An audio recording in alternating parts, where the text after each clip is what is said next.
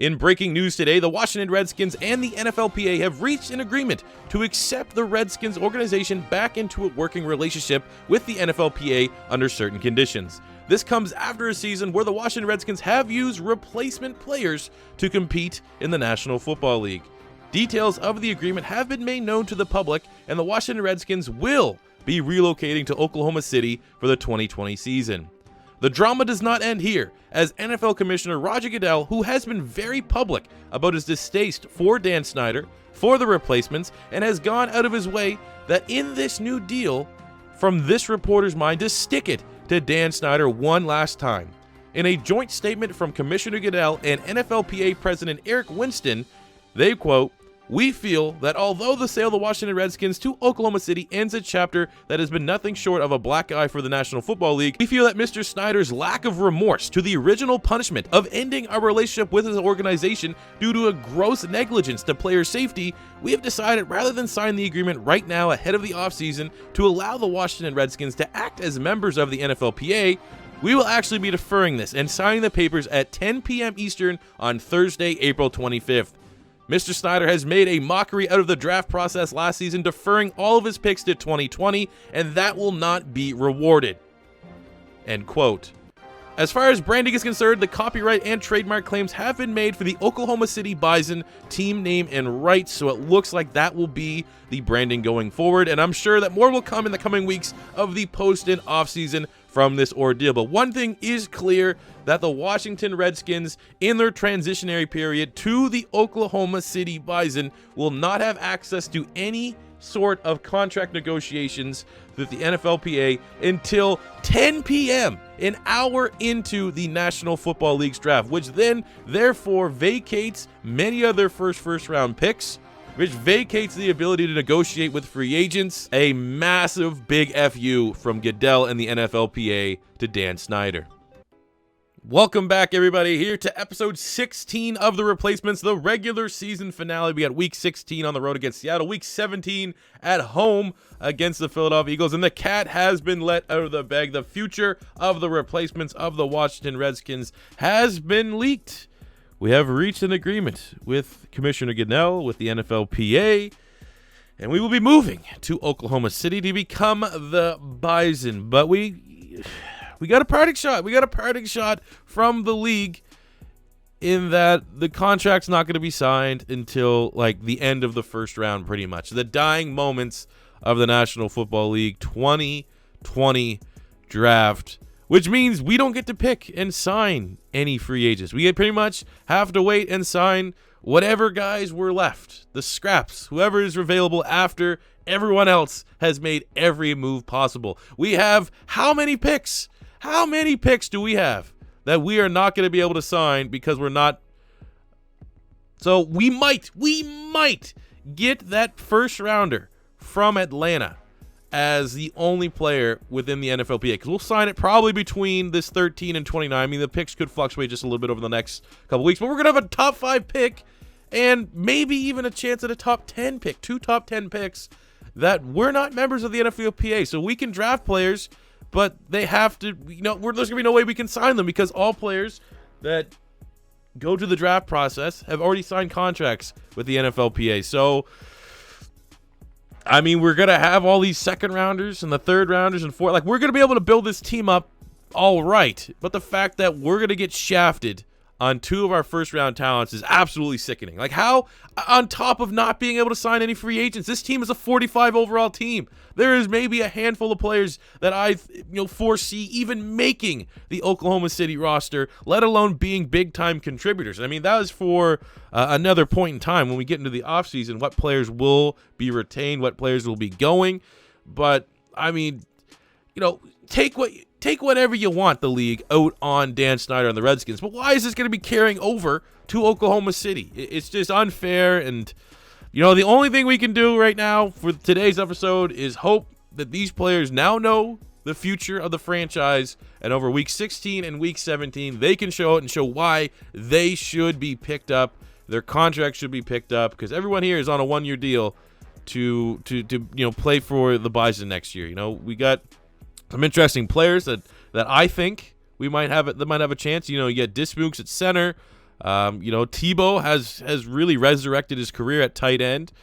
Percy Harvin, Stedman Bailey, Dorial Green Beckham, Duron Carter, Teron Beckham, Denard Robinson, hell, even Colin Kaepernick on the offensive side, B.D. Mullins, Balls Deep Mullins. These could be guys that could be like depth players, but if we want to be competitive next year with Oklahoma City, these guys can't be role play or, big-time prominent starters. You look on the defensive side, we've got good play from Hollyman. We've got some good play from Chris Borland, some good play from Taylor Mays, Ifo Ekpre Olamu, Sean Merriman, B.J. Raji, Michael Sam, Luchez Purifoy. But, this is not, a 43 overall defense. It's not going to be a competitive defense. So the league is trying to screw us over. Well, we might get the best football out of these guys. This could be the last opportunity. Many of these guys have a chance at their football dream. We gave them their second opportunity this year with the replacements, but if they want to continue that, they're going to have to play very, very well through Week 16 and Week 17.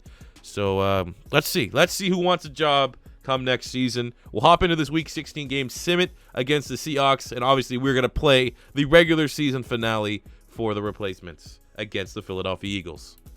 All right, here we go on the road in Seattle, one of the toughest places to play in the National Football League, but I just want to see fight, man. I want to see fight. I want to see battle. We know how our team plays when the sim has to come in here and it, messes with everything. But we're competitive. Only getting about 3 points in the first quarter to Russell Wilson. One of the best quarterbacks in football.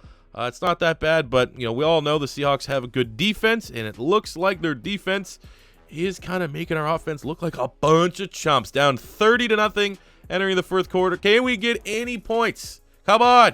I said show me some fight. Show me who wants a job next year, and I'm not seeing it. We're going for it on fourth down, and we end up with a goose egg. The players have not responded at all, but can you blame them with the news about what's going to be going on with the future of this franchise? Many of these guys, they probably like, why even bother? And we saw it with that offensive production. That might be the worst performance we have had out of our offense this entire season. 12.9 QBR from Colin Kaepernick, 103 passing yards, no touchdowns to 3 picks, just zero effort here on the run game. From a receiving standpoint, Tebow did his best, but literally nothing else outside of that. Chris Borland, 14 tackles. Taylor Mays, 11. Borland, 14 tackles and a tackle for loss. Michael Sam has been an absolute monster off the edge. 4 TFLs on the day.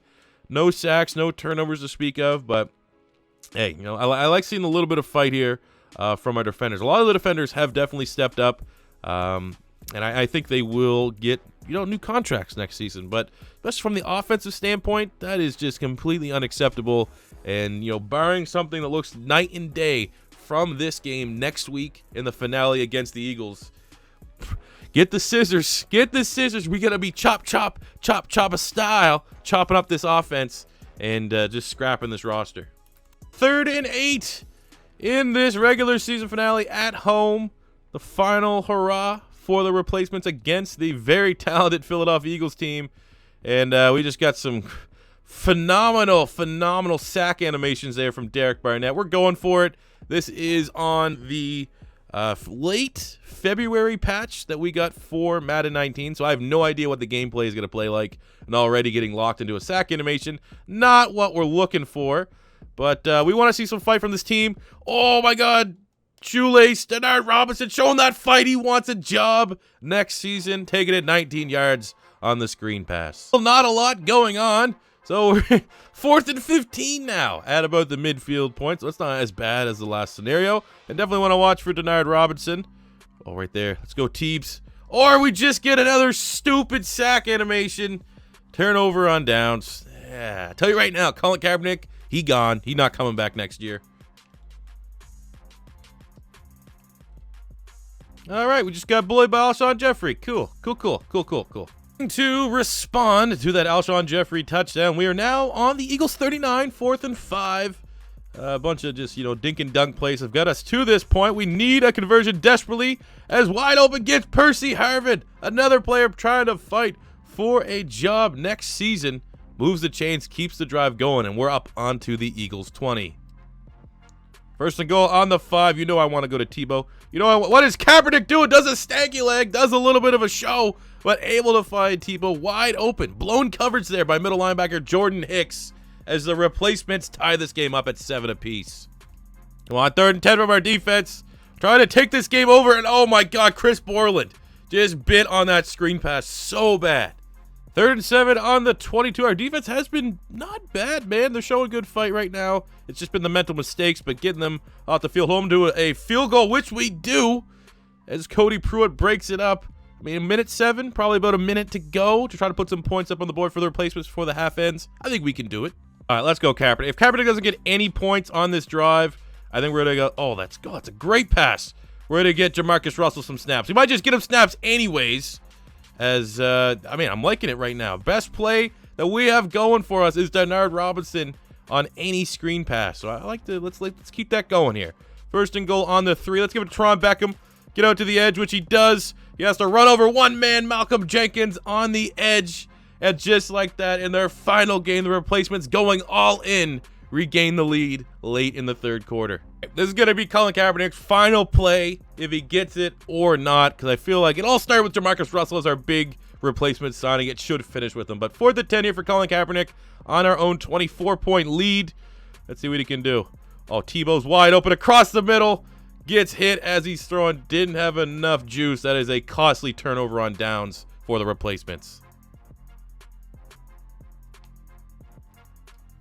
There's a nice little fumble from Jamarcus. This was a terrible decision. Fucking bullshit! All right, great sack. Derek Barnett is absolutely feasting on Skyscrape Mullins. We're down 6. 4th and 12. 2-minute warning. It is going to be time to execute the one play out of all the plays that Jamarcus Russell should execute, and that is the beloved 4 verticals. We got Tebow, we got Stedman Bailey, Percy Harvin, and I think that is DGB himself, Mr. Green Beckham.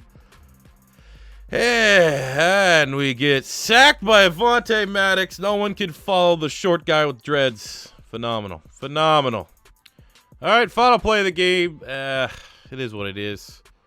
Sad end, but fitting end, I suppose, for the replacement. Let's see if Jamarcus Russell can air one out to the end zone, which, I mean, with his 99 arm strength, doesn't even get there. It's like a goddamn worm burner as the regular season and probably the end of the... we can't, maybe an asterisk there. We don't know yet. But at least for the 2019 replacements, the season ends on a low point. Maybe we would have been a little bit more competitive if we kept Colin Kaepernick in and didn't try to go with the right thing to do by getting Jamarcus Russell some snaps, but a 23-14 defeat to the Eagles does not feel good, and especially this whole, made the claim. Who wants a job? Who's going to show over the next 2 weeks they deserve to stay on the Oklahoma City team? At least from an offensive standpoint, I didn't really see a lot. Colin Kaepernick wasn't great. Jamarcus Russell was horrific. Teron Beckham showed us a little bit, a couple flashes here and there in today's game. 3 broken tackles. We saw Denard Robinson out the backfield catch a lot of passes. Tebow got the touchdown there. Defensively, Luchez Purifoy had 5 tackles. We got 6 tackles at TFL from Chris Borland. Tackle for loss from Michael Sam. A half sack from Ron Ollie and Sean Merriman. But kind of a case of too little, too late, not enough. Just outclassed by the superior Philadelphia Eagles organization. So what happens next? Let's find out. So as we finish the year of the replacements with a 4-12 record, that's about 4 more wins than I expected us to get and to achieve this season. We look towards the offseason, which will be the next episode. I was thinking about doing the offseason stream, but there's some things that I need to do in said offseason that'd be pretty much impossible to do during a stream.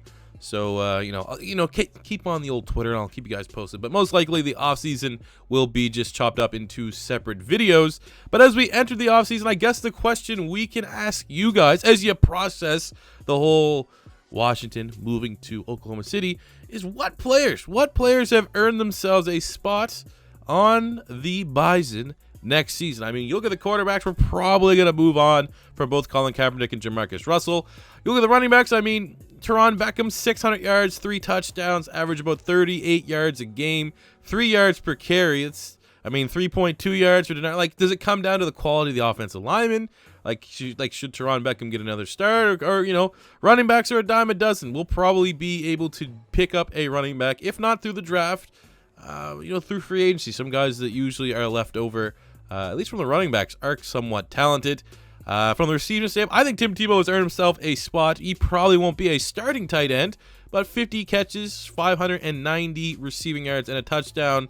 That's not bad, man. Like, you put that up against like backup tight end stats, that's pretty good. Percy Harvin, 44 catches, almost 600 yards on the season.